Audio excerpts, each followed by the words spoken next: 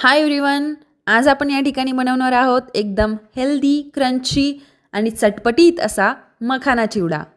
त्यासाठी या ठिकाणी मी मखाने, काही स्पाइसेस, बदाम, शेंगदाणे आणि भाजकी डाळ या ठिकाणी घेतली.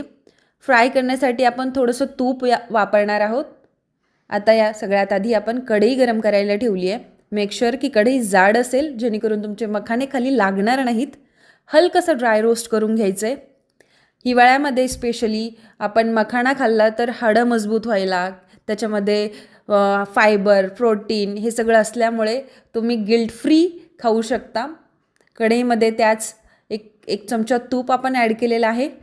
त्याच्यामध्ये थोडेसे शेंगदाणे, भाजकी डाळ हलकीशी ब्राऊन होईपर्यंत आपण त्याला फ्राय करणार आहोत. नंतर त्याच इंग्रेडियंट्समध्ये आपण अजून एक इंग्रेडियंट्स म्हणजे बदाम ॲड करणार आहोत. तुम्ही या ठिकाणी अजूनही काही गोष्टी टाकू शकता, म्हणजे तुम्ही काजू किंवा मनुके वगैरे हेही ॲड करू शकता तुमच्या चॉईसेसनुसार. हलकंसं ब्राऊन होईपर्यंत आपण त्याला ठेवलेलं आहे.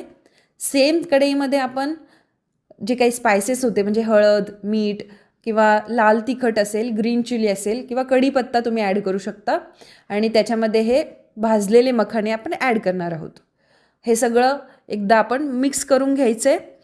या सगळ्यामध्ये शेंगदाणे, बदाम, भाजकी डाळ हे सगळं असल्यामुळे मिळून एक विंटर हेल्थचा बूस्टर पॅक तयार होतो.